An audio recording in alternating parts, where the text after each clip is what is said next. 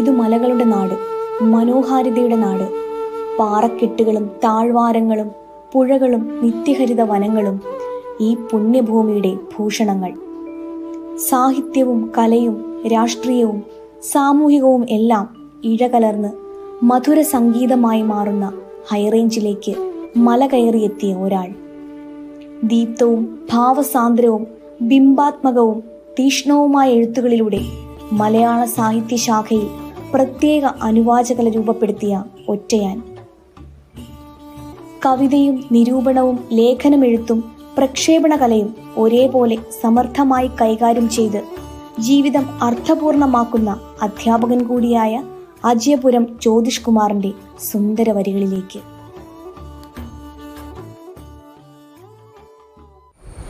അജയപുരം ജ്യോതിഷ് കുമാർ സാറിന് നമ്മൾ വർഷങ്ങളായി പരിചയപ്പെട്ടിട്ട് ഇപ്പോൾ നമ്മൾ ഈ ഒരു യാത്രാമധ്യേ നമ്മൾ ഇപ്പോൾ ഈ അന്തരീക്ഷത്തിൽ എത്തിച്ചേർന്നിരിക്കും. അതെ അതെ സാറ് യഥാർത്ഥത്തിലേ ഈ സമതലങ്ങളിൽ നിന്നും ഹൈറേഞ്ചിലേക്ക് ഏതാണ്ട് വന്നിട്ട് എത്ര വർഷങ്ങളായി? ഞാൻ 3 വർഷമായി ഇടുക്കിയിലേക്ക് വന്നിട്ട്. തികച്ചും ഒരു വലിയ നഗരത്തിൽ നിന്നുള്ള വരവാണ്. വലിയ വ്യത്യാസം അനുഭവപ്പെടുന്നു ഇവിടെ വന്നപ്പോൾ. അപ്പോൾ കഴിഞ്ഞ 2021 മെയ് മാസത്തിലാണ് എനിക്ക് ഒരു ഉദ്യോഗ കയറ്റം കിട്ടി ഇടുക്കിയിലെ രാജകുമാരി എന്ന് പറഞ്ഞ സ്ഥലത്ത് വരുന്നത്. സാർ എൻ്റെ സ്കൂളിൻ്റെ പ്രിൻസിപ്പൾ? അതെ, അവിടുത്തെ NSS കോളേജിൻ്റെ പ്രിൻസിപ്പളാണ്. ശരിക്കും ഞാനും ഇതേപോലെ ഒരു നാട്ടുമ്പുറത്തുകാരനാണ്. എൻ്റെ നാട്ടിലും മലയും പുഴയും ഒക്കെ ഉണ്ട്. പക്ഷേ അതിൽ നിന്നൊക്കെ വളരെ വ്യത്യസ്തമായ യഥാർത്ഥ പ്രകൃതിയുടെ സൗന്ദര്യം അറിയുന്നതിനും അതിൽ ഇഴുകിച്ചേർന്നതിനൊക്കെ കഴിഞ്ഞ 3 വർഷങ്ങളാണ് കടന്നുപോയത്. സാർ, ഈ സമതലങ്ങളിൽ നിന്നും വ്യത്യസ്തമായിട്ട് ഹൈറേഞ്ചിൽ ഒരു ഹൈറേഞ്ചിയൻ ഭാഷയുണ്ട്. ഇപ്പോൾ തിരുവനന്തപുരത്തൊരു ഭാഷയുടെ രീതി, കോഴിക്കോടൻ ഭാഷ, നമ്മൾ തൃശ്ശൂർ ഭാഷ എന്നൊക്കെ പറയാറുണ്ട്. അതെ. അപ്പോൾ ഈ ഹൈറേഞ്ചിയൻ ഭാഷയുടെ ഒരു സ്വാധീനം ഈ പുതിയ എഴുത്തുകളിൽ പ്രതിഫലിക്കാറുണ്ട്. പ്രത്യേകിച്ച് സാറിൻ്റെ കവിത, ഒരു കവിത പുതിയ കവിത എന്താ സാറിൻ്റെ മനസ്സിൽ കിട്ടുന്ന ഒരു കവിതയുടെ? ഞാൻ ഇടുക്കിയിൽ വന്നതിന് ശേഷം ഒരു കവിത എഴുതി. ഞാനിപ്പോൾ അങ്ങനെ കവിത ധാരാളമായി എഴുതുന്ന ഒരാളല്ല, മുമ്പ് എഴുതിയിരുന്നു. പക്ഷെ ചില പ്രത്യേക സാഹചര്യങ്ങൾ നമ്മെ കൊണ്ട് എഴുതിക്കും. അപ്പോൾ അങ്ങ് ചോദിച്ചതുപോലെ ഹൈറേഞ്ചിൻ്റെ അനുഭവങ്ങൾ, ഹൈറേഞ്ചിൻ്റേതായ ഒരു കാവ്യ ഭാഷ നമ്മൾ പോലും അറിയാതെ കവിതയിൽ കടന്നു വരും. ഞാൻ ഒരു ചെറിയൊരു ഭാഗം ഇന്ന് പറയാം. അതായത് ഞാൻ തിരുവനന്തപുരത്ത് നിന്ന്, നഗരത്തിൽ നിന്ന് ഒരു വാഹനം കയറി വരികയാണ്. ആ വാഹനം ഇങ്ങനെ കുന്നു കയറുന്നതോടുകൂടി ഞാൻ പോലും അറിയാതെ എൻ്റെ ജീവിതത്തിൽ തന്നെ ചില മാറ്റങ്ങൾ സംഭവിക്കുന്നതായിട്ട് എനിക്ക് തോന്നുന്നു. അപ്പം ഞാൻ ഈ കവിത എഴുതി തുടങ്ങുന്നത് ഞാനിവിടെ വണ്ടി ഇറങ്ങുന്ന സമയത്താണ്. പക്ഷേ ഈ കവിത അവസാനിക്കുന്നത് എൻ്റെ സർവീസ് കാലം പൂർത്തിയാക്കുമ്പോഴാണ്. ശരിക്കും പറഞ്ഞാൽ ഒരു 3 വർഷത്തെ ഒരു കാലയളവ് ഈ കവിതയിലുണ്ട്. അപ്പോൾ സ്വാഭാവികമായും എന്നെ ആകർഷിച്ച ഒരുപാട് കാര്യങ്ങളുണ്ട്. ഞാൻ ഇതിൻ്റെ ആദ്യ ഭാഗം എന്ന് പറയാം.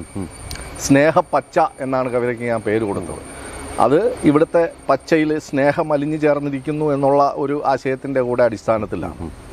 വാഹനം നഗരപാതകൾ വിട്ടകന്ന അപരിചിത സ്ഥലികളിലേക്കു കുതിക്കവേ എവിടെയോ നിന്നൊരു കരതലം വന്നെൻ്റെ ചുമലിൽ വീഴും പോലെ, ഒപ്പമുണ്ടു ഞാനെന്നൊരു പുഞ്ചിരി തെല്ലുകൊണ്ടു തലോടുന്ന പോലെ, ഹരിത സൗന്ദര്യ തടങ്ങളിൽ നിന്നൊരു കുളിരുവന്നു തഴുകുന്ന പോലെ, ഇതുവരെ അറിയാൻ കഴിയാത്ത സുഖാനുഭൂതി തിളക്കം, സമയമുണ്ടിനിയും ഈ ജീവിത മധുഗണം നുകരുവാനെന്നൊരു വിലോല നിമന്ത്രണം, സ്വയം മറന്നലിയുവാനൊരു ത്വര, അലിവഴാ നഗരമങ്ങകലയെന്നൊരു ബലമർമരം. ഇങ്ങനെ തുടങ്ങുന്ന കവിത. ഇപ്പോൾ ഇവിടെ തന്നെ നിങ്ങൾക്ക് അതിൻ്റെ അടയാളങ്ങൾ കാണാം. ഇതിൻ്റെ അവസാന ഭാഗം കൂടെ ഞാനൊന്ന് കേൾപ്പിക്കാം. ഇവിടെ ഈ കാട്ടിലും കാട്ടിൻ്റെ നാട്ടിലും നാട്ടിൻ്റെ നന്മതൻ കൂട്ടിലും കൂട്ടായിരിക്കുന്ന പറവച്ചിരിയിലും നാട്ടുവൈദ്യത്തിൻ മണത്തിലും ആറ്റുമീൻ നാവിൽ പകരും രുചിയിലും തനുവിൻ്റെ ആഴങ്ങളെ ചെന്നു പുൽകും തണുപ്പിലും 100 നിറങ്ങളിൽ പുഞ്ചിരിക്കും പുഷ്പജാലങ്ങൾ കാഴ്ചവയ്ക്കും മുഖശ്രീയിലും സൗഹൃദമുദ്രകൾ പൂത്തുനിൽക്കും നാട്ടുശീലത്തിലും മനസ്സുറപ്പിക്ക നീ കൂട്ടായെടുക്കുക ഭാവിതൻ ആനന്ദധാരയിൽ ഓർമ്മക്കുടങ്ങൾ ഓരോന്നും നിറയ്ക്കുക ജന്മാന്തരങ്ങൾ പകർന്ന പുണ്യത്തിൻ്റെ ഉണ്മയെ സ്പർശിച്ചു നിൽക്കുവാനല്ലയോ ജീവിത വാഹനമേറി ഇങ്ങെത്തി നിൽക്കുന്നു നീ. അപ്പോൾ ഞാൻ ആദ്യം വന്ന വാഹനം ജീവിത വാഹനമായി പരിണമിക്കുന്ന ഒരവസ്ഥയിലാണ് കവിത അവസാനിക്കുന്നത്. അപ്പോൾ ദീർഘമായൊരു കവിതയാണ്. ആത്മാവിൻ്റെ ഒരു ഭാഷ, ആത്മാവിലേക്ക് സന്നിവേശിപ്പിച്ച വാക്കുകളാണ് കവിതകളായിട്ട് രൂപം പ്രാപിച്ചതായിട്ട് എനിക്ക് തോന്നുന്നു. നമ്മളിപ്പോൾ സാറ് കടന്നു വന്ന വഴി, ഇപ്പോൾ 3 വർഷം മുമ്പ് സാറ് കടന്നു വരുമ്പോൾ ഹൈറേഞ്ചിലേക്ക് സ്വാഗതം നേരുവങ്ങനെ ബാലത്തിൽ എഴുതി വെച്ചിട്ടുണ്ട്. ഈ 3 വർഷം കഴിയുമ്പോൾ വീണ്ടും സാറ് കടന്നു പോകുന്ന വഴി അവിടെ നന്ദി വീണ്ടും വരിക എഴുതിയിട്ടുണ്ട്, വീണ്ടും വന്നിരിക്കുന്നു. ഈ സന്ദർഭത്തിൽ വീണ്ടും ഒരു കവിതയുടെ വിത്തുകൾ ഇനിയും മനസ്സിൽ പൊട്ടിമുളയ്ക്കാനുള്ള സാധ്യതയാണ് ഹൈറേഞ്ചിൽ ഇനിയും അവശേഷിക്കുന്നുള്ളത്. ഈ അവശേഷിപ്പുകൾക്ക് നടുവിൽ നിൽക്കുമ്പോൾ താങ്കളുടെ ഒരു കവിത ഈ അടുത്ത കാലത്ത് ആകാശവാണിയിൽ കേട്ടു. ഈ ആകാശവാണിയായിട്ടുള്ള ബന്ധം എന്തായിരുന്നു? ആകാശവാണി വാസ്തവത്തിൽ എൻ്റെ ജീവിതത്തിൻ്റെ ഒരു ഭാഗമാണ്. ഇപ്പോൾ ഇടുക്കിയെക്കുറിച്ച് പറഞ്ഞതുപോലെ തന്നെ ഇടുക്കിയിൽ താങ്കൾ പറഞ്ഞു ഇങ്ങോട്ട് വരുമ്പോൾ ഹൈറേഞ്ചിലേക്ക് സ്വാഗതം എന്ന് പറയുന്നത് പോലെ നന്ദി വീണ്ടും വരിക എന്ന് പറയുമെന്ന് പറഞ്ഞില്ലേ. ഹൈറേഞ്ചിൽ നിന്ന് ഒരിക്കലും ഇവിടെ വന്ന് ഒരു 4-5 വർഷമൊക്കെ ജീവിച്ച ഒരാളിന് തിരിച്ചു പോകാൻ പറ്റില്ല. എന്തൊക്കെയോ ചില മാസ്മരിക ശക്തികൾ നാം അറിയാതെ നമ്മെ മാടി വിളിക്കുന്നുണ്ട്. അതുകൊണ്ട് ഞാൻ ഇനിയും ഹൈറേഞ്ചിലേക്ക് വന്നുകൊണ്ടിരിക്കും. ഒരു പക്ഷേ ഭാവിയിൽ ഇതുപോലെ കവിതയും അതുപോലെയുള്ള സാഹിത്യമൊക്കെ രചിച്ചിരിക്കും. അതവിടെ നിൽക്കട്ടെ. അങ്ങ് ആകാശവാണിയെക്കുറിച്ചാണ് ചോദിച്ചത്. അപ്പോൾ ആകാശവാണി വളരെ കുട്ടിക്കാലത്തെ ഞാൻ ബാലലോകം എന്ന പരിപാടിയിലൂടെ തുടങ്ങിയ ഒരു ബന്ധമാണ്. ഒരു 40-45 കൊല്ലം ആകാശവാണിയുടെ ഒരു ഭാഗമായിരുന്നു ഞാൻ. അപ്പോൾ ഞാൻ കോളേജിൽ പഠിക്കുന്ന സമയത്ത് അവിടെ ഈ താൽക്കാലിക കരാർ അടിസ്ഥാനത്തിലുള്ള അനൗൺസർമാരെ നിയമിക്കുന്ന ഒരു അറിയിപ്പ് കണ്ട് അവിടെ അപേക്ഷ കൊടുത്ത് അങ്ങനെ അതിൽ സെലക്ഷൻ കിട്ടി. ഞാനൊരു അനൗൺസറായി അവിടെ ഒരു 8-10 വർഷക്കാലം പ്രവർത്തിക്കുകയുണ്ടായി. കൂടാതെ ആകാശവാണിക്ക് വേണ്ടി നിരവധി പരിപാടികൾ, അപ്പോൾ ഒരുപാട് സ്ക്രിപ്റ്റുകൾ, ചിത്രീകരണങ്ങൾ, അതുപോലെ തന്നെ പ്രഭാഷണങ്ങൾ, ലളിതഗാനങ്ങൾ, അങ്ങനെയുള്ള ഒരുപാട് പരിപാടികൾ തയ്യാറാക്കി അവതരിപ്പിക്കാൻ സാധിച്ചു.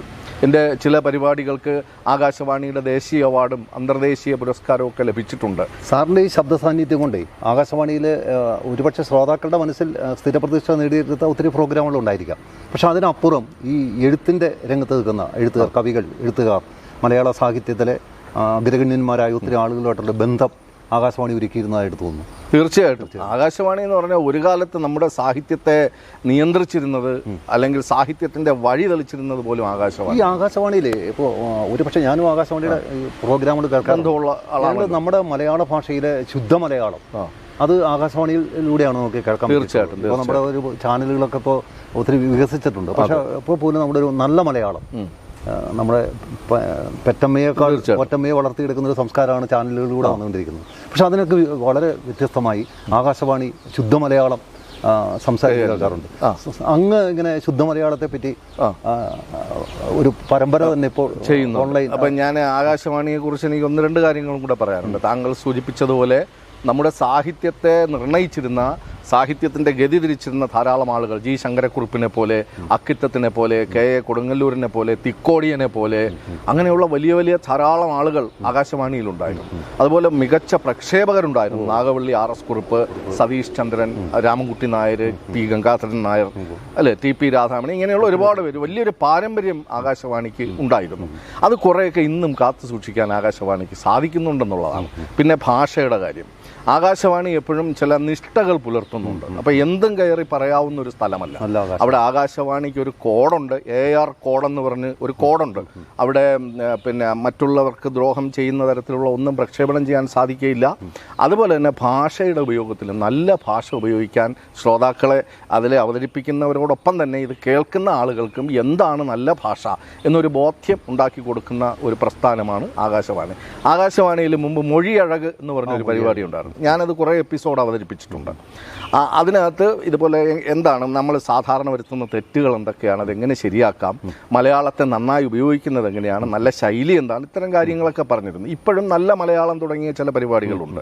അപ്പോൾ അതിൻ്റെ പ്രേരണയുണ്ട്. ഒപ്പം എന്നെ കോളേജിൽ മലയാളം പഠിപ്പിച്ചത്, ആദ്യമായിട്ട് ഞാൻ BA മലയാളം ക്ലാസ്സിൽ ചെല്ലുമ്പോൾ ഞങ്ങളുടെ പ്രൊഫസറായിരുന്നത് പന്മന രാമചന്ദ്രൻ നായർ സാറാണ്. അപ്പോൾ പന്മന സാറിൻ്റെ ശിഷ്യൻ എന്നുള്ള നിലയ്ക്ക് തീർച്ചയായിട്ടും അദ്ദേഹം, ചിലരൊക്കെ അദ്ദേഹത്തെ ഒരു ഉണക്ക ശാസ്ത്രി, പിടിവാശിക്കാരൻ എന്നൊക്കെ പറയും. പക്ഷേ ഞാനത് സമ്മതിക്കില്ല. കാരണം എന്ന് വെച്ചാൽ മലയാളത്തിന് വേണ്ടി പറയുന്ന ആൾ ഒരു പിടിവാശിക്കാരനാവുകയും ഇംഗ്ലീഷിന് സ്പെല്ലിംഗ് മിസ്റ്റേക്കിനെ കുറിച്ചൊക്കെ നമുക്ക് ഭയങ്കരമായ ഒരു ബോധറേഷൻ എപ്പോഴുമുണ്ട് അല്ലേ, ഒരു ഉത്കണ്ഠയുണ്ട്. പക്ഷെ മലയാളം എങ്ങനെയായാലും മതി എന്നുള്ള ഒരു ഉദാസീന ഭാവമാണ് മലയാളിക്ക് പൊതുവേ ഉള്ളത്. അത് വലിയ പണ്ഡിതന്മാർ പോലും വെച്ച് പുലർത്തുന്നുണ്ട്. അപ്പോൾ പക്ഷെ ഒരിക്കലും പന്മന സാർ അത് സമ്മതിച്ചിരുന്നില്ല. പിന്നെ പന്മന സാർ എപ്പോഴും നിയമങ്ങളാണ് പറയുന്നത്. ഒരു വാക്ക് ഉപയോഗിക്കുമ്പോൾ അതിൻ്റെ സന്ധി കാര്യങ്ങളും അത് വ്യാകരണമായിട്ട് പറയാതെ ഇന്നതുകൊണ്ടാണ് ഇങ്ങനെ വന്നത് പറഞ്ഞുകൊണ്ടിരിക്കുമ്പോൾ പോലും നമ്മളിപ്പോൾ കേട്ടുകൊണ്ടിരിക്കുന്ന പല പദപ്രയോഗങ്ങളിലും അധിരഥൻ എന്ന് പറയാൻ അറിയില്ല. അധിരഥന്റെ കാര്യം പറയുന്നത് വിദ്യാർത്ഥി, ഞാനൊക്കെ കോളേജിൽ പഠിപ്പിച്ച ആളാണ്. വിദ്യാർത്ഥികൾ പറയുന്നത് വിദ്യാർത്ഥി എന്ന് പറയുകയും അധ്യാപകൻ എന്ന് രണ്ടാമത്തെ അക്ഷരം മൃദുവായി പറയുകയും ചെയ്യുന്ന ഒരു രീതിയുണ്ട്. ഇങ്ങനെ പറഞ്ഞാൽ എന്താണ് കുഴപ്പമെന്ന് ഇങ്ങോട്ട് ചോദിച്ചേക്കാം. പക്ഷെ അത് കുഴപ്പമാണ്. നമ്മുടെ ഭാഷ നന്നായിട്ട് ഉപയോഗിക്കേണ്ടത് ഭാഷ ഒരു സംസ്കാരമായതുകൊണ്ട് തന്നെ ഭാഷ ഉപയോഗിക്കുന്ന എല്ലാവരുടെയും ഒരു കടമയാണത് ചെയ്യണം. ചെയ്യുന്നില്ല. താങ്കളിപ്പോൾ ഈ ഭാഷയുടെ വിശുദ്ധി കൈമുതലാക്കിക്കൊണ്ട് ഭാഷയിലൂടെ തന്നെ സാഹിത്യത്തിലൂടെ ഒരു യാത്ര നടത്തിക്കൊണ്ടിരിക്കുക. നിരൂപണം, കവിത, മറ്റ് നിരൂപണ ശാഖയിലോട്ടൊക്കെ എഴുത്തിൻ്റെ വഴികൾ പോയിക്കൊണ്ടിരിക്കുക. ഇവിടെ മലയാള സിനിമാ ഗാനരംഗത്തും കവിതാരംഗത്തും സ്ഥിരപ്രതിഷ്ഠ നേടി ഇന്നും വളരെ അജീയനായിട്ട് നിൽക്കുന്ന ആളാണ് ശ്രീകുമാരൻ തമ്പി. ശ്രീകുമാരൻ തമ്പി സാറുമായിട്ട് സാറിന് വളരെ ഒത്തിരി ബന്ധങ്ങളുള്ളതായിട്ടും അദ്ദേഹത്തെ പറ്റിയുള്ള ഗ്രന്ഥം സാർ വളരെ സവിസ്തരമായിട്ട് അദ്ദേഹത്തെ പ്രതിപാദിക്കപ്പെട്ടിട്ടുണ്ട്. എന്താണ് ശ്രീകുമാരൻ തമ്പി സാറിനെ അങ്ങനെയൊന്നും ആ ഒരു ബന്ധം കാത്തു സൂക്ഷിക്കാനുള്ള പ്രയോജനം എന്തായിരുന്നു സാറിന്? ഭാഷാശുദ്ധിയെക്കുറിച്ച് ഞാനിപ്പോൾ ഒരു ചാനൽ തന്നെ തുടങ്ങിയിട്ടുണ്ട്, ഒരു യൂട്യൂബ് ചാനൽ. ഇപ്പോൾ എല്ലാവരും യൂട്യൂബ് ചാനലിലാണല്ലോ അല്ലേ. അപ്പോൾ ഞാൻ എൻ്റെ ഒരു എളിയ പരിശ്രമം നടത്തുകയാണ്. അതായത് മലയാള പൊരുൾ എന്ന പേരിലൊരു ചാനൽ തുടങ്ങിയിട്ടുണ്ട്. അതിനകത്ത് ഈ ഭാഷാശുദ്ധിയെ പറ്റി, നല്ല മലയാളം എങ്ങനെ പ്രയോഗിക്കാം, അതുപോലെ തന്നെ നമ്മൾ സാധാരണ വരുത്തുന്ന തെറ്റുകൾ, ഇതൊക്കെ ഞാൻ പണ്ഡിതന്മാർക്കോ അല്ലെങ്കിൽ ഈ പ്രയോഗ സാധുതയുടെ പേരിൽ ഏത് തെറ്റിനെയും ന്യായീകരിക്കുന്ന ആളുകൾക്കോ വേണ്ടിയല്ല, മറിച്ച് സാധാരണക്കാരായ ആളുകൾ, വിദ്യാർത്ഥികൾ, ഈ ഓരോ വേദിയിലും പ്രസംഗിക്കാൻ കയറുന്ന ആളുകളൊക്കെ മനസ്സിലാക്കുന്നതിന് വേണ്ടിയാണ് അത് ചെയ്യുന്നത്. ശ്രീകുമാരൻ തമ്പിയെ സംബന്ധിച്ചിടത്തോളം മലയാളത്തിലെ മലയാളത്തിലെ ഒരു ബഹുമുഖ പ്രതിഭയാണ്. അദ്ദേഹം ഇടപെടാത്ത രംഗങ്ങളില്ല. നമുക്ക് സിനിമയെ സംബന്ധിച്ചറിയാം, സംവിധായകനാണ്, തിരക്കഥാകൃത്താണ്, ഗാനരചയിതാവാണ്, സംഗീത സംവിധായകനാണ്, നിർമ്മാതാവാണ്. ഒരേ സമയത്ത് ഇത്രയധികം റോളുകൾ കൈകാര്യം ചെയ്യുന്നു. ഒരുപക്ഷെ അദ്ദേഹം അതിൽ പരാജയപ്പെട്ടത് നിർമ്മാതാവിൻ്റെ റോളിലെന്നാണ് എനിക്ക് തോന്നുന്നത്. കാരണം അദ്ദേഹത്തിന് സാമ്പത്തികമായിട്ട് ഒരുപാട് നഷ്ടങ്ങൾ സംഭവിച്ചു. പക്ഷെ ബാക്കി എല്ലാ മേഖലയിലും അദ്ദേഹം വളരെ ശക്തനായി നിന്നൊരാളാണ്. താങ്കൾക്കറിയാമെന്നറിയില്ല, ഈ ഒരു 80ഓളം സിനിമകൾക്ക് അദ്ദേഹം തിരക്കഥ എഴുതിയിട്ടുണ്ട്. അദ്ദേഹം പാട്ടെഴുതിയതുപോലെ തന്നെ 3000-ലേറെ പാട്ടുകൾ എഴുതി. വയലാറും ONV ഒക്കെ ജീവിച്ചിരിക്കുമ്പോഴാണ് അതിനിടയിൽ നിന്നും ശ്രീകുമാരൻ വരുന്നത്, ഗായകൻ ഗാനരചയിതാവ് കയറി വരുന്നത്. തീർച്ചയായിട്ടും അദ്ദേഹത്തിന്റെ ഒരു കരുത്ത്, തീർച്ചയായിട്ടും അതിന്റെ മുള പൊട്ടി അത് കരുത്താർജിച്ചത് ഇത്തരം പ്രതിഭകളുടെ ഇടയിലൂടെയാണ് വന്നത്. അന്നും എനിക്ക് തോന്നുന്നു ശ്രീകുമാരൻ തമ്പി സാറിന്റെ കവിത അല്ല പാട്ട് കേൾക്കാൻ വേണ്ടി ഒരു പ്രത്യേക ആസ്വാദകരുള്ളതായിട്ട് എനിക്ക് തോന്നുന്നു. അപ്പോൾ അദ്ദേഹം നല്ല തനിക്ക് താൻ പോരിമയുള്ള ഒരു കലാകാരനാണ്, എഴുത്തുകാരനാണ്. അതായത് ഒരു സംഗതി തനിക്ക് പിടിച്ചെടുക്കാൻ പറ്റുമെന്ന് അദ്ദേഹത്തിന് ബോധ്യം വന്നാൽ അത് എങ്ങനെയും സ്വന്തമാക്കാനുള്ള വലിയ ഒരു വാശി അല്ലെങ്കിൽ ഒരു ലക്ഷ്യബോധം ഉണ്ടായിരുന്ന ഒരാളാണ്. അപ്പോൾ അദ്ദേഹം 1966 ആദ്യ സിനിമയ്ക്ക് പാട്ട് എഴുതുന്നത്. കാട്ടുമല്ലിക എന്ന സിനിമയ്ക്ക് വേണ്ടിയാണ്. അത് അദ്ദേഹത്തെ എപ്പോഴും ഗുരുതുല്യനായും അതുപോലെ തന്നെ അദ്ദേഹത്തിൻ്റെ ഏറ്റവും പ്രധാനപ്പെട്ട ഒരു ആദരണീയനായും കാണുന്ന ആളാണ് പി സുബ്രഹ്മണ്യൻ. പി സുബ്രഹ്മണ്യത്തിൻ്റെ കാട്ടുമല്ലിക എന്ന പാട്ടിൽ ആദ്യം അതെ, ആ പാട്ടിൽ തന്നെ അദ്ദേഹം ശരിക്കും ആ ഒരു പുത്തൻ വരവ് അറിയിക്കുകയായിരുന്നു. താങ്കൾ പറഞ്ഞതുപോലെ അന്ന് വയലാറുണ്ട്, പി ഭാസ്കരനുണ്ട്, ONV കുറുപ്പുണ്ട്. ഈ ത്രിമൂർത്തികളുടെ അടുത്തേക്ക് ഇദ്ദേഹം വരികയാണ്. സാധാരണഗതിയിൽ ഒരു കവിക്ക് അല്ലെങ്കിൽ ഗാനരചയിതാവിന് പിടിച്ചു നിൽക്കാൻ പറ്റില്ല. പക്ഷെ പ്രതിഭയുണ്ട്, ഭാവനയുണ്ട്. അദ്ദേഹത്തിന് സിനിമയെക്കുറിച്ച് അല്ലെങ്കിൽ അതിൻ്റെ ഒരു ദൃശ്യ വിസ്മയത്തെക്കുറിച്ചൊക്കെയുള്ള കാഴ്ചപ്പാടുകളുണ്ട്. അതൊക്കെ വെച്ചുകൊണ്ടാണ് അദ്ദേഹം ചലച്ചിത്ര ഗാനരംഗത്ത് പിടിച്ചു നിൽക്കുന്നത്. ഈ ശ്രീകുമാരൻ തമ്പി സാറിനെ പറ്റിയുള്ള ഒരു പുസ്തകം ഉണ്ട്. ഞാൻ കാവ്യ സരസിലെ രാഗപൗർണമി എന്നാണ് ആ പുസ്തകത്തിൻ്റെ. അത് ഞാൻ സ്വന്തമായിട്ട് എൻ്റെ മാത്രം പുസ്തകമല്ല, അത് എഡിറ്റ് ചെയ്ത പുസ്തകമാണ്. അതിൽ ആദ്യം ഒരു 25ഓളം പേജ് വരുന്ന ഒരു ആമുഖം ഞാൻ എഴുതിയിട്ടുണ്ട്. ആരാണ് ശ്രീകുമാരൻ തമ്പി? അത് പാട്ടെഴുത്തുകാരൻ എന്നുള്ള നിലയ്ക്ക് മാത്രമല്ല, കവിത. അദ്ദേഹം ഒരു 10-12 കാവ്യ പുസ്തകങ്ങൾ എഴുതിയിട്ടുണ്ട്, കവിതാ സമാഹാരങ്ങൾ. അദ്ദേഹം സിനിമാ പാട്ട് എഴുത്തിൽ നിന്ന് വിട്ടതിന് ശേഷം ധാരാളം കവിതകൾ എഴുതി. പണ്ടും എഴുതുമായിരുന്നു. അദ്ദേഹം ഒരു എഞ്ചിനീയർ ആയിരുന്നു എന്ന് അറിയാമല്ലോ, ഒരു സിവിൽ എഞ്ചിനീയർ ആയിരുന്നു. അപ്പോൾ കോഴിക്കോട് സിവിൽ എഞ്ചിനീയർ ആയിട്ട് ടൗൺ പ്ലാനിംഗ് ഓഫീസിൽ ജോലി ചെയ്യുന്ന സമയത്ത് അദ്ദേഹം ഒരു കവിതയിൽ എഴുതി, കമ്പികൾ ഇണചേരും കാഴ്ച കാണുമ്പോൾ ഉള്ളിൽ ഇമ്പമാണ് ഉണരുന്നതല്ലാതെ കണക്കല്ല. അപ്പോൾ ആ ഒരു ഗതകാല ഓർമ്മകളിലോട്ട് സാർ പോവുക. എനിക്ക് തോന്നുന്നു കാക്കത്തമ്പുരാട്ടി എന്നുള്ള ഒരു നോവലുണ്ട്. ഒന്നല്ല കുട്ടനാട് എന്ന് പറഞ്ഞൊരു നോവലുണ്ട്, കാക്കത്തമ്പുരാട്ടിയുണ്ട്. അന്ന് വളരെ സിനിമയാക്കപ്പെട്ടു. അതെ, ധാരാളം വായനക്കാരുണ്ടായിരുന്ന ഒരു നോവലാണ് കാക്കത്തമ്പുരാട്ടി. എനിക്ക് തോന്നുന്നത് അത് കാമ്പിശ്ശേരി കരുണാകരനാണ് പ്രസിദ്ധപ്പെടുത്തിയത്. ഈ ശ്രീകുമാരൻ നമ്പി സാറിനെ പറ്റി ഇത്രയും വളരെ ഗഹനമായിട്ട് പഠിച്ച് സാർ പുസ്തകം എഴുതി. സാറിന് അതല്ലാതെ മലയാള സാഹിത്യത്തിലെ അഗ്രഗണ്യന്മാരായ ഒത്തിരി ആളുകളുടെ സാറ് ഹൃദയബന്ധം പുലർത്തുന്നതായിട്ട് എനിക്കറിയാൻ സാധിച്ചിട്ടുണ്ട്. ഈ തട്ടകം എഴുതിയ കോവിലൻ, ഈ കോവിലിനുമായിട്ടുള്ള ഒരു പഠനകൃതി സാർ ചെയ്തിട്ടുണ്ട്? ഉണ്ട്, തീർച്ചയായിട്ടും. കോവിലൻ എഴുത്ത് ദേശം പ്രതിനിധാനം. കോവിലിനിലേക്ക് ഞാൻ എത്തുന്നത്, എനിക്ക് വാസ്തവത്തിൽ ആദ്യം കോവിലിന് വലിയ ഇഷ്ടമൊന്നും ഉണ്ടായിരുന്നില്ല. കാരണം അദ്ദേഹത്തിൻ്റെ എഴുത്തിൽ കുറച്ച് പരുക്കനാണ്, കുറച്ച് കടുപ്പമുള്ളതാണ്, എളുപ്പം വായിച്ചാൽ വഴങ്ങുന്നതല്ല. അപ്പം നമ്മൾ തോറ്റങ്ങളൊക്കെ എടുത്തു വെച്ച് വായിച്ചാൽ അറിയാം. അതൊരു 2-3 പ്രാവശ്യം വായിച്ചാലേ നമുക്ക് ശരിക്കും അതിൻ്റെ കഥയും അതിൻ്റെ ഒരു ആശയമൊക്കെ പിടികിട്ടുള്ളൂ. പക്ഷെ ഞാൻ PhD ഗവേഷണം നടത്തുന്ന സമയത്ത് ഞാൻ തിരഞ്ഞെടുത്തത് കോവിലനെയാണ്. അത് ഒരു വെല്ലുവിളി പോലെ ഞാൻ കോവിലനിലേക്ക് കടന്നു ചെല്ലുകയാണ്. കോവിലൻ്റെ കൃതികളിലെ നാടോടി അംശങ്ങൾ, അതിൻ്റെ ഫോക്ലോർ എലിമെൻറ്റ്സ്, അത് കണ്ടുപിടിക്കാനുള്ള ശ്രമത്തിൻ്റെ ഭാഗമായി ഞാൻ കോവിലനെ വായിക്കാൻ തുടങ്ങി. എന്നിട്ട് കോവിലനെ നേരിട്ട് കണ്ടു. കോവിലനെ നേരിട്ട് സന്ദർശിച്ച് സംസാരിച്ചപ്പോഴാണ് ആ മനുഷ്യൻ്റെ ഒരു ആർജവം, നമ്മൾ പല എഴുത്തുകാരൻ്റെയും കാപട്യം കണ്ടുകൊണ്ടാണ് കോവിലൻ്റെ അടുത്തേക്ക് പോകുന്നത്. താങ്കൾക്ക് അറിയാമോ എന്നറിയില്ല, തിരുവനന്തപുരത്തൊക്കെയുള്ള ചില പ്രസിദ്ധരായ എഴുത്തുകാർ അക്കാലത്ത് ജീവിച്ചിരിക്കാത്ത ആളുകളൊക്കെ ഉണ്ട്. ഒരാൾ വീട്ടിൽ ചെന്നാൽ ആ ആളിനെ വീട്ടിനകത്ത് കയറ്റില്ല എഴുത്തുകാർ. ചെല്ലുന്നത് ചിലപ്പോൾ സാഹിത്യകാരൻ തന്നെ ആയിരിക്കും. ഒരു ഇൻ്റർവ്യൂ നടത്തിയതിന് ശേഷമാണ് അയാൾ ഉള്ളിലേക്ക് പ്രവേശിപ്പിക്കുന്നത്. അവരൊക്കെ വലിയ എഴുത്തുകാരാണ്. അപ്പം പല എഴുത്തുകാരെ കുറിച്ച് നമുക്ക് ഇങ്ങനെയാണ്, എഴുത്തുകാരുടെ അടുത്ത് ചെന്നാൽ അവർ വേറെ ഏതോ ലോകങ്ങളിലാണ്, മനസ്സിലായില്ലേ? പക്ഷെ കോവിലൻ അങ്ങനെയായിരുന്നില്ല.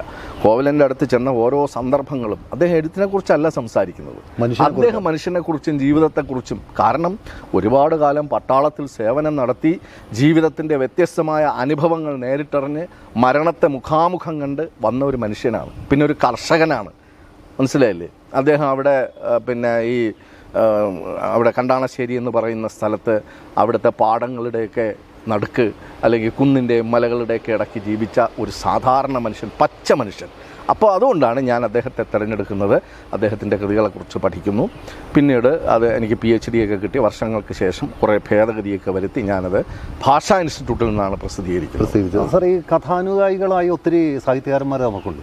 അപ്പോൾ അതിൽപ്പെട്ട വേറിട്ട പ്രതിഭകളെയാണ് ഇപ്പോൾ സാറ് കാണുകയും ബന്ധപ്പെടുകയും അവരിലൂടെ തന്നെ അവരെപ്പറ്റി പഠിക്കുകയും എഴുതുകയൊക്കെ ചെയ്തിട്ടുള്ളത്. ഈ സാറ് പ്രകൃതിയെ ഒത്തിരി ഉപാസിക്കുന്നതായിട്ട് തോന്നുന്നു. ഇപ്പോൾ ഹൈറേഞ്ചിലോട്ട് വന്നതിന് ശേഷം സാറ് ഹൈറേഞ്ചിൽ നിന്ന് വിട്ടുപോകാൻ പറ്റാത്ത രീതിയിൽ ഹൈറേഞ്ചിൻ്റെ കാലാവസ്ഥയായിട്ട് ഇണങ്ങി ചേർന്ന് മനസ്സിവിടെ അർപ്പിച്ച് എഴുത്തിൻ്റെ ഒരു തീവ്ര ശ്രമത്തിലാണെന്ന് ഞാൻ ഊഹിക്കുന്നത്. ഈ P. കുഞ്ഞിരാമൻ നായർ നമ്മുടെ പ്രകൃതിയെ ഒത്തിരി ഉപാസിച്ച ഒരു എഴുത്തുകാരനാണ്. അതെ, തീർച്ചയായിട്ടും. ഏറ്റവും കൂടുതൽ പ്രകൃതിയെ മനസ്സിൽ കൊണ്ടു നടക്കുകയും കവിതയിൽ അത് ആവിഷ്കരിക്കുകയും. നമ്മളിപ്പോൾ കോവിലിനെ പറ്റി പറഞ്ഞതുപോലെ തന്നെ അദ്ദേഹം ഒരു തുറന്ന മനസ്സുള്ള എഴുത്തുകാരനായിരുന്നു. അതെ അല്ലേ? അദ്ദേഹമായിട്ടുള്ള ബന്ധം എങ്ങനെയായിരുന്നു? കവിതയുടെ രഥോത്സവം എന്ന പേരിൽ ഞാനൊരു പുസ്തകം എഡിറ്റ് ചെയ്തിട്ടുണ്ട് അദ്ദേഹത്തെ പറ്റി. കുഞ്ഞിരാമൻ നായരെ കുറിച്ച് കാര്യമായ പഠനങ്ങളൊന്നും ഉണ്ടാകാതിരുന്ന ഒരു കാലഘട്ടത്തിലാണ് ഭാഷാ ഇൻസ്റ്റിറ്റ്യൂട്ടിൽ അത് എന്നെ ഏറ്റവും സഹായിച്ചതെന്ന് വിളക്കുടി രാജേന്ദ്രൻ എന്ന് പറഞ്ഞ അവിടുത്തെ അസിസ്റ്റൻറ്റ് ഡയറക്ടറായി വിരമിച്ച ആളാണ്.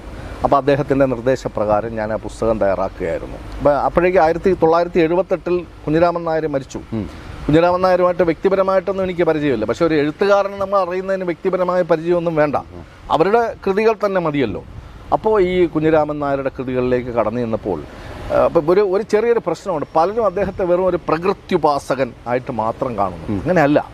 അദ്ദേഹത്തിൻ്റെ കവിതകളിൽ വർത്തമാനകാല ജീവിതത്തെയും മനുഷ്യൻ്റെ പലതരം അവസ്ഥകളെയും ഇപ്പം ഉപഭോഗപരമായി ചെയ്യപ്പെടുന്ന ചൂഷണത്തെയും പരിസ്ഥിതി വിനാശത്തെയും ഒക്കെ ശക്തമായ ഭാഷയിൽ ആവിഷ്കരിക്കുന്ന കവിതകൾ അദ്ദേഹം എഴുതിയിട്ടുണ്ട്. അപ്പോൾ ആ പുസ്തകം തയ്യാറാക്കുന്ന സമയത്ത് ഇങ്ങനെയുള്ള പല മാനങ്ങളിലൂടെ P. കുഞ്ഞിരാമൻ നായരെ അടുത്തറിയാൻ സാധിച്ചു. ഞാൻ വെള്ളിക്കോത്ത് അദ്ദേഹത്തിൻ്റെ നാട്ടിൽ, കാഞ്ഞങ്ങാട് പലതവണ അദ്ദേഹത്തിൻ്റെ നാട്ടിൽ പോയി അദ്ദേഹം പഠിപ്പിച്ചിരുന്ന സ്കൂള് സന്ദർശിച്ചു, അദ്ദേഹത്തിൻ്റെ ബന്ധുക്കളെ കണ്ടു. ഇത് വലിയൊരു അനുഭവമായിരുന്നു വാസ്തവത്തിൽ. സാർ, ഈ ആകാശവാണിയിലൂടെ അല്ലെങ്കിൽ സാഹിത്യകാരന്മാരുടെ ഇടയിലൂടെ അവരുടെ ഹൃദയ വികാരങ്ങൾക്കൊപ്പം തന്നെ യാത്ര ചെയ്ത് സാർ ഇപ്പോഴും മുന്നേറിക്കൊണ്ടിരിക്കുക. അതെ. ഇപ്പോൾ ഹൈറേഞ്ചിൽ വന്നതിന് ശേഷം സാറിൻ്റെ യഥാർത്ഥത്തിൽ ഇപ്പോൾ ഞാൻ പോലും സാറിൻ്റെ വാഗ്വിലാസം കേട്ട് ഇങ്ങനെ ശ്രദ്ധാപൂർവ്വം കാത് കൂർപ്പിച്ചിരുന്ന ഒരവസ്ഥയെ പറ്റിയാണ് ഇപ്പോൾ അങ്ങയുടെ മുന്നിലിരിക്കുമ്പോൾ പോലും എൻ്റെ മനസ്സിലുള്ളത്. ഈ പ്രക്ഷേപണ കല, ആകാശവാണിയിൽ നിന്നും സാറ് തുടങ്ങി വെച്ച ആ പ്രക്ഷേപണ കല താങ്കൾ ഇപ്പോൾ പല വേദികളിൽ നിന്ന് പ്രസംഗിക്കാറുണ്ട്.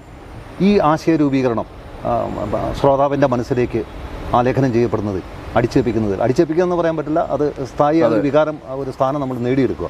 ഈ മനുഷ്യൻ്റെ ഉള്ളറകളിലേക്ക് ഒരു ഉളയിട്ടിറങ്ങാനുള്ള സാധ്യത, ഈ ഭാഷയുടെ പ്രയോഗം, ഇതെങ്ങനെ കിട്ടി അങ്ങേക്ക്?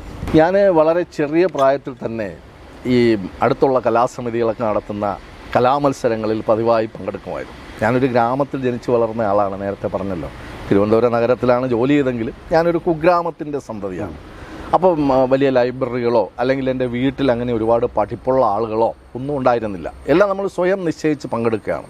അന്നത്തെ എൻ്റെ ഏറ്റവും പ്രധാനപ്പെട്ട ഒരു ഇനം പ്രസംഗ മത്സരമാണ്. അതുപോലെ ഉപന്യാസം എഴുതുക, കവിത ചൊല്ലുക, ഇതിലൊക്കെ പങ്കെടുക്കും. അപ്പോൾ അവിടെ നിന്നാണ് ഞാൻ ശരിക്കും തുടങ്ങുന്നത്. പിന്നീട് ഞാൻ കോളേജിലൊക്കെ പഠിക്കുമ്പോൾ ഒന്നാന്തരം അധ്യാപകരുടെ ശിഷ്യനായിട്ടിരിക്കാൻ സാധിച്ചു. D Vinayachandran, V P Sivakumar, Desamangalam Ramakrishnan, Naduvattom Gopalakrishnan, Thonnakkal Vasudevan, പിന്നെ നരേന്ദ്രപ്രസാദ്, പന്മന രാമേന്ദ്രൻ നായർ സാറിൻ്റെ പേര് ഞാൻ നേരത്തെ പറഞ്ഞു. അത് കഴിഞ്ഞിട്ട് doctor Chathanath Achuthanunni, M N Karassery, M M Basheer, ഇങ്ങനെ ഒരു വലിയ നിരയുണ്ട്. അപ്പോൾ സ്വാഭാവികമായിട്ട് ഇതിൽ ചില അധ്യാപകരുടെയൊക്കെ താങ്കൾ നേരത്തെ സൂചിപ്പിച്ച വാക്ധോരണി നമ്മൾ അറിയാതെ കേട്ടുകൊണ്ടിരിക്കുകയും അത് നമ്മുടെ മനസ്സിനെ വല്ലാതെ സ്വാധീനിക്കുകയും ചെയ്യും. അപ്പോൾ താങ്കൾ പിന്നെ നേരത്തെ ഒരു വാക്ക് പറഞ്ഞല്ലോ, പിടിച്ചെടുക്കുക എന്നോ അല്ലെ അടിച്ചേൽപ്പിക്കുക എന്നോ, ഒരു പരിധിവരെ അത് ശരിയാണ്. കാരണം ഒരു നല്ല പ്രഭാഷകൻ അയാളുടെ ആശയങ്ങളെ ശ്രോതാക്കളിലേക്ക് അടിച്ചേൽപ്പിക്കുക തന്നെയാണ്. കാരണം ശ്രോതാവ് അവിടം വിട്ടു പോയാലും അയാളുടെ മനസ്സിൽ ഈ പ്രഭാഷണത്തിൻ്റെ അംശങ്ങൾ നിൽക്കുമെങ്കിൽ അതൊരു അടിച്ചേൽപ്പിക്കൽ തന്നെയാണ്. അപ്പോൾ ഇങ്ങനെ ഒരുപാട് അധ്യാപകരുടെ പ്രചോദനമുണ്ട്. പിന്നെ നല്ല പ്രഭാഷണങ്ങൾ കേൾക്കാൻ ഞാൻ പോകുമായിരുന്നു. സുകുമാർ അഴീക്കോടിൻ്റെ പ്രഭാഷണമൊക്കെ പലതവണ കേട്ടിട്ടുണ്ട്. ഞാനും അദ്ദേഹവും ഒരുമിച്ചൊരു വേദിയിലുണ്ടായിരുന്നു. കോവലനെക്കുറിച്ചുള്ള ഒരു കോവലൻ്റെ അനുസ്മരണ സമ്മേളനത്തിൽ കണ്ടാണശ്ശേരിയിൽ. അത് കഴിഞ്ഞിട്ട് അദ്ദേഹം എന്നെ അഭിനന്ദിക്കുകയും ചെയ്തു എൻ്റെ പ്രഭാഷണം കഴിഞ്ഞിട്ട്. ജീവിതത്തിലെ വലിയൊരു അനുഭവമാണ്. അതുപോലെ പിന്നെ ജി കുമാരപിള്ള സാറിൻ്റെയും എം കെ സാനുവിൻ്റെയും ഒക്കെ പ്രഭാഷണം കേട്ടിട്ടുണ്ട്. അപ്പോൾ അങ്ങനെയുള്ള പ്രഭാഷണങ്ങളൊക്കെ കേട്ട ഒരു അനുഭവമുണ്ട്. അപ്പോൾ ഒരിക്കലും നമുക്കൊരു പ്രഭാഷണം എന്ന് പറയുന്നത് ഒരു പരിശീലനത്തിൽ കൂടെയൊക്കെ പഠിക്കാൻ പറ്റുമെന്ന് എനിക്ക് തോന്നുന്നില്ല. അത് ഇന്ന രീതിയിൽ സംസാരിക്കണം, അതല്ല. നമ്മളിങ്ങനെ അനുഭവങ്ങളിലൂടെ പിന്നെ ഒരുപാട് പ്രഭാഷണങ്ങൾ കേൾക്കുകയും പുസ്തകങ്ങൾ വായിക്കുകയും. വായന വളരെ പ്രധാനമാണ്. നല്ലൊരു പ്രഭാഷകനാകണമെങ്കിൽ നല്ലവണ്ണം വായിക്കണം. കാരണം നമ്മുടെ അറിവാണല്ലോ അവിടെ പറയുന്നത്. നമ്മുടെ അറിവിനെ ഏറ്റവും ഭംഗിയായി ഫലപ്രദമായി ശ്രോതാക്കളുടെ ഉള്ളിലേക്ക് കടന്നു ചെല്ലത്തക്ക വിധത്തിൽ ഉച്ചാരണ ശുദ്ധിയോടുകൂടി നല്ല ശബ്ദത്തിൽ ധാരാവാഹിത്വത്തിൽ മുറിഞ്ഞു പോകരുത്. ചില പ്രഭാഷകരൊക്കെ വാക്കുകൾ കിട്ടാൻ വേണ്ടി ഇങ്ങനെ അന്തം വിട്ട് പരിശ്രമിക്കുന്നതായിട്ട് നമ്മൾ കണ്ടിട്ടുണ്ട്. അതിങ്ങനെ വരണം. അപ്പോൾ അങ്ങനെയുള്ള പ്രഭാഷണങ്ങൾ നിരന്തരം കേൾക്കുമ്പോൾ സ്വാഭാവികമായിട്ടും ആർക്കും നല്ല പ്രഭാഷകനാകാൻ സാധിക്കും എന്നാണ് എനിക്ക് തോന്നുന്നത്. ഈ ഹൈറേഞ്ചിലെ ഒത്തിരി കുന്നുകളുള്ള സ്ഥലം, കുന്നുകളാണ്. അതെ. അപ്പോൾ ഈ ഹൈറേഞ്ചിൻ്റെ കുന്നുകൾ പോലെ തന്നെ ഇവിടെയുള്ള ആളുകൾക്ക് പച്ചയായ ജീവിതത്തിനിടയിൽ ഇവർ മനസ്സിൻ്റെ ഉള്ളിൽ, ഹൃദയത്തിനുള്ളിൽ സ്നേഹം സൂക്ഷിക്കുന്ന ആളുകളുണ്ട്. അത് സാറിന് ബോധ്യപ്പെടുന്നത്. അതുകൊണ്ടാണല്ലോ ഞാൻ സ്നേഹപ്പച്ച എഴുതിയിരിക്കുന്നത്. അതിൽ തന്നെ പ്രകടമാണ്. അങ്ങ് എഴുതിയിരിക്കുന്ന വാക്കുകൾ പോലെ തന്നെ സാറിന് ഹൃദയവിശുദ്ധിയുള്ള ഒത്തിരി കുട്ടികളെ ആയിട്ട് സംവദിക്കാൻ സാധിച്ചിട്ടുണ്ട് അധ്യാപക ജീവിതത്തിൽ. സാറിൻ്റെ രൂപത്തിൽ തന്നെ, സാറിൻ്റെ സംഭാഷണത്തിൽ തന്നെ, സാറിൻ്റെ ഇടപെടലുകളിൽ തന്നെ ഈ കുട്ടികളെ ആകർഷിച്ചെടുക്കാനുള്ള ഈ വ്യക്തിത്വം, സാറും ഒരു അധ്യാപകൻ എന്ന നിലയിൽ കുട്ടികളുമായിട്ടുള്ള അടുപ്പം, അതിനെപ്പറ്റി എന്തെങ്കിലും സാറ് ഇപ്പോഴും സൂക്ഷിക്കുന്നുണ്ടോ മനസ്സിൽ? തീർച്ചയായും. അപ്പോൾ ഇതുപോലെ ഒരു അഭിമുഖത്തിൽ എന്നോട് അഭിമുഖം നടത്തിയ ആൾ ചോദിച്ചു, താങ്കൾ പല മേഖലകളിൽ പ്രവർത്തിക്കുന്ന ഒരാളാണല്ലോ. അപ്പോൾ എഴുത്തുകാരനാണ്, അല്ലെങ്കിൽ ആകാശവാണിയിൽ പ്രവർത്തിക്കുന്നു, അല്ലെങ്കിൽ അധ്യാപകനാകുന്നു, പ്രിൻസിപ്പളായിട്ടാണ് റിട്ടയർ ചെയ്തത്. ഞാൻ പറഞ്ഞത് ഇതിലേറ്റവും ഇഷ്ടപ്പെട്ടത് ഏതാണെന്ന് ചോദിച്ചു. സ്വാഭാവികമായിട്ട് ഞാൻ പറയും ജീവിതത്തിൽ ഒരു അധ്യാപകനാകാൻ കഴിഞ്ഞതാണ് എൻ്റെ ഏറ്റവും വലിയ. ഇന്ന് തന്നെ അങ്ങ് സൂചിപ്പിച്ചു, ഇവിടെ വന്നപ്പോൾ തന്നെ സാറ് സൂചിപ്പിച്ചു, ഏതോ ഒരു കുട്ടിയുടെ എന്തോ പരിക്കേറ്റ കുട്ടിയെ കാണാൻ. തീർച്ചയായിട്ടും. അതുപോലെ ഞാനിവിടെ ഹൈറേഞ്ചിലേക്ക് ജോലിയായി വരുമ്പോൾ എൻ്റെ ഒരു മോട്ടോർ ബൈക്കുണ്ട്. ആ മോട്ടോർ ബൈക്ക് എൻ്റെ 2 വിദ്യാർത്ഥികൾ ചേർന്ന് എനിക്ക് ഇവിടെ കൊണ്ടു തന്നു. തിരുവനന്തപുരത്ത് നിന്ന് ഇതുവരെ ഓടിച്ചുകൊണ്ട് വന്നു. ഇടയ്ക്കിടയ്ക്ക് എന്നെ സന്ദർശിക്കാൻ വിദ്യാർത്ഥികൾ വരാറുണ്ട്. വലിയ ആത്മബന്ധം സൂക്ഷിക്കാൻ എനിക്ക് സാധിച്ചിട്ടുണ്ട്. അതിൻ്റെ മറ്റൊരു മുഖമാണ് എനിക്ക് രാജകുമാരി കോളേജിൽ നിന്ന് കിട്ടിയത്. അപ്പോൾ ഞാനിവിടെ കോളേജിൽ വന്നതിന് ശേഷം പരമാവധി കുട്ടികളെ ചേർത്ത് നിർത്താൻ ശ്രമിച്ചിട്ടുള്ളൊരു പ്രിൻസിപ്പളാണ്. കുട്ടികളെ മാത്രമല്ല, അവിടുത്തെ ആളുകളെയും അവിടുത്തെ അധ്യാപകരെയും ഒക്കെ. അതിനുള്ള ഒരു സാഹചര്യം ഇവിടെ ഉണ്ടായിരുന്നു. നമ്മുടെ പല കോളേജുകളിലും ഇന്നതില്ല. നമ്മൾ ഈ ഇൻ്റർവ്യൂ നടത്തുന്നതിൻ്റെ തൊട്ട് തലേ ദിവസം, അതായത് ഇന്നലെ, ഒരു കോളേജിലെ ഒരു അധ്യാപകനെ 3-4 വിദ്യാർത്ഥികൾ ചേർന്ന് മർദ്ദിച്ച വാർത്ത ടെലിവിഷനിൽ കണ്ട ആളാണ് ഞാൻ. അതാണ് ഇന്നത്തെ കാലം. അപ്പോൾ ഇന്നൊരു കോളേജിലോ സ്കൂളിലോ പഠിപ്പിക്കുക എന്ന് പറയുന്നത് കുറച്ച് റിസ്ക് പിടിച്ച ഒരു സംഗതിയാണ്.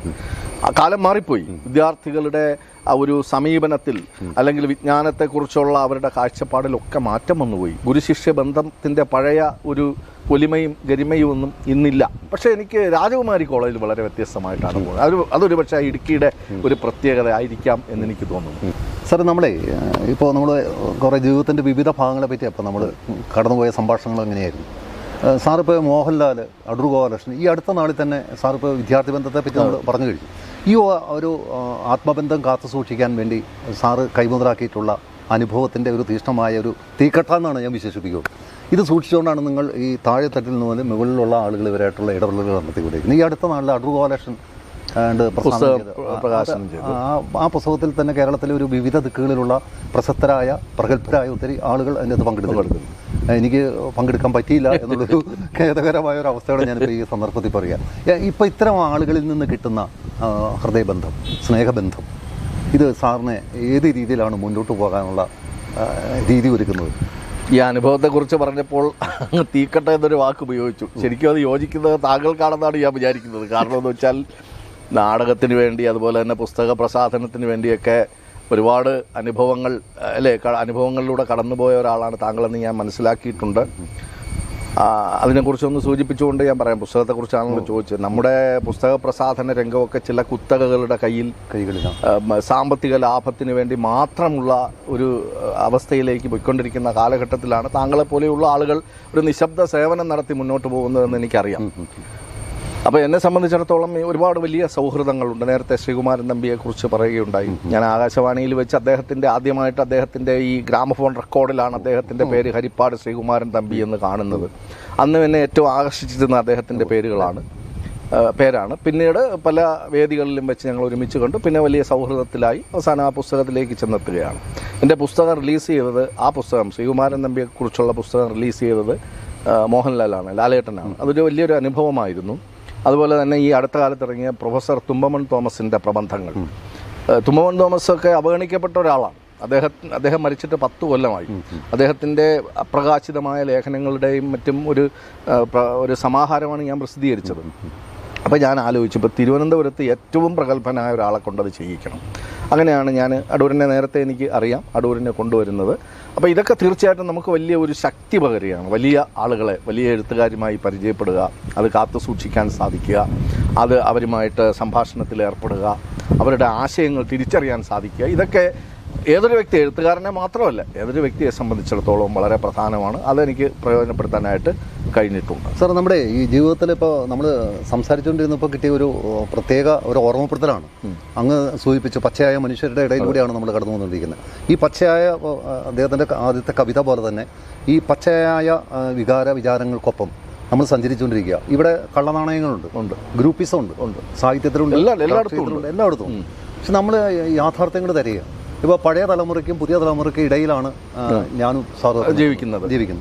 ഇവിടെ അധ്യാപകൻ എന്ന നിലയ്ക്കും നമ്മൾ അറിയുന്ന, നമ്മൾ കരസ്ഥമാക്കുന്ന വിദ്യ കൊണ്ട് നമുക്ക് ജീവിക്കാൻ ഉതകുന്നതായിരിക്കണം നമ്മുടെ വിദ്യാഭ്യാസ രീതി എന്ന് എനിക്ക് തോന്നുന്നു. തീർച്ചയായിട്ടും ഇത് അങ്ങയുടെ ഇത്രയും കാലത്തെ ഈ അധ്യാപക ജീവിതത്തിൽ നിന്ന് കിട്ടിയത് നമ്മുടെ പ്രേക്ഷകരോട് ഒരു എഴുത്തുകാരൻ എന്ന നിലയിൽ, ഒരു അധ്യാപകൻ എന്ന നിലയിൽ, ഒരു സാമൂഹ്യ പ്രവർത്തകൻ എന്ന നിലയിൽ, സർവോപരി ഒരു മനുഷ്യപക്ഷത്ത് നിൽക്കുന്ന ഒരാളെന്ന നിലയിൽ എന്താണ് പറയാനുള്ളത്? തീർച്ചയായിട്ടും വളരെ പ്രസക്തമായ ഒരു ചോദ്യമാണത്. കാരണം ജീവിതം, ഇടശ്ശേരി ഒരു കവിതയിൽ പറഞ്ഞതുപോലെ സങ്കീർണമാണ്, കുറച്ചുകൂടി നേരത്തെ പോലെയല്ല, വളരെ സങ്കീർണമാണ്. എത്ര സങ്കീർണമേ പുതുതാം തലമുറ എന്ന് വൈലോപ്പള്ളിയും പറഞ്ഞിട്ടുണ്ട് വർഷങ്ങൾക്ക് മുമ്പ്.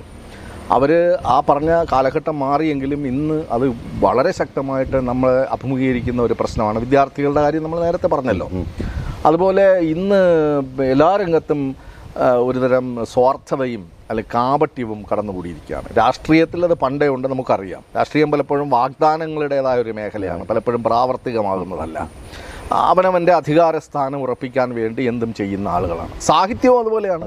നമ്മൾ സാഹിത്യം എടുത്ത് നോക്കുക, അക്കാഡമിയിൽ അംഗമാവുക, അതിൻ്റെ പ്രസിഡൻ്റ് ആവുക, സെക്രട്ടറി ആവുക, അതിനൊക്കെ വേണ്ടി എന്തും ചെയ്യും. അവർ തലേ ദിവസം വരെ പറഞ്ഞുകൊണ്ടിരുന്ന ആദർശത്തെ മുഴുവൻ ബലി കഴിപ്പിച്ചിട്ട് സ്വാർത്ഥതയിലേക്ക് എടുത്തു ചാടുക, അവനവൻ്റെ ഉയർച്ചയെക്കുറിച്ച് ചിന്തിക്കുക. ഇതാണ് നടക്കുന്നത്.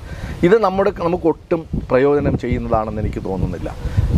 താങ്കൾക്ക് അറിയാൻ വേണ്ടി ഞാൻ പറയാം, ഞാനൊരു പക്ഷേ ഏതെങ്കിലും സർവകലാശാലയിൽ അധ്യാപകനായിരിക്കേണ്ട ഒരാളാണ്. അതിൻ്റെ എല്ലാ യോഗ്യതയുമുണ്ട്. മറ്റ് പലരെക്കാളും യോഗ്യത ഉണ്ടായിട്ടും രാഷ്ട്രീയത്തിൻ്റെയും സ്വാധീനത്തിൻ്റെയും പേരിൽ പിന്തള്ളപ്പെട്ട ഒരാളാണ് ഞാൻ. ഇതുപോലെ ഒരുപാട് മേഖലകളിൽ പിന്തള്ളപ്പെടുന്ന ധാരാളം ആളുകളുണ്ട്. അപ്പോൾ അവരെയൊന്നും കൈപിടിച്ച് കയറ്റാനുള്ള ഒരു ശ്രമവും നമ്മുടെ സമൂഹത്തിൽ നടക്കുന്നില്ല. അപ്പോൾ ഇതൊക്കെ മാറിയില്ലെങ്കിൽ നാളെ എന്താവുമെന്നുള്ളത് വലിയ ഉത്കണ്ഠയാണ്. ഇപ്പോൾ കഴിഞ്ഞ ദിവസം എൻ്റെ ഒരു സ്കൂൾ ടീച്ചർ, ഇപ്പോൾ പഠിപ്പിക്കുന്ന ഒരു സ്കൂൾ ടീച്ചർ പറഞ്ഞത്, സാറേ ഈ മലയാളം പാഠത്തിലുള്ളതൊന്നും പഠിപ്പിക്കാൻ പറ്റുന്നില്ല, എന്തൊക്കെയോ എഴുതി വെച്ചിരിക്കുകയാണ് എന്ന് പറഞ്ഞാൽ മലയാള പുസ്തകത്തിൽ പോലും നമ്മുടെ പാരമ്പര്യത്തിൻ്റെ നല്ല കവികളുടെ ഒന്നും രചനകളില്ല. പണ്ട് നമ്മൾ പഠിക്കുമ്പോൾ കുമാരനാശാനും ജി ശങ്കരക്കുറുപ്പും അവരുടെയൊക്കെ കുട്ടികൾക്ക് പറ്റിയ ധാരാളം രചനകളുണ്ടായിരുന്നു. അതിന് പകരം ആരൊക്കെയോ എന്തൊക്കെയോ തട്ടിക്കൂട്ടി പുതിയ ചില ഐഡിയകൾ കൊണ്ടുവന്ന് അടിച്ചേൽപ്പിക്കുകയാണ് ചെയ്യുന്നത്. ഒരു 3 വർഷം കഴിയുമ്പോൾ ഇത് മാറ്റിയിട്ട് പുതിയ കുറേ സാധനങ്ങൾ വയ്ക്കുന്നു. ഭരണം മാറുന്നതനുസരിച്ച് ഇതെല്ലാം വിദ്യാർത്ഥികളുടെ മേൽ അടിച്ചേൽപ്പിക്കുകയാണ്.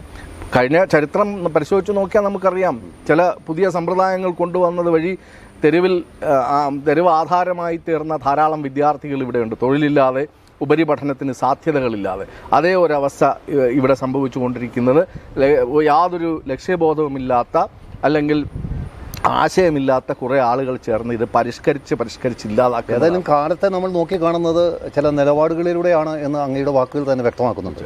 ഒരു ഭൂരിപക്ഷത്തിൻ്റെ വായടപ്പിക്കുന്ന ചില നിർദ്ദേശങ്ങളാണ് അങ്ങയിൽ നിന്ന് ഇപ്പോൾ കിട്ടിയിരിക്കുന്നത്. നമുക്ക് ഒത്തിരി സംസാരിക്കണമെന്നുണ്ട്.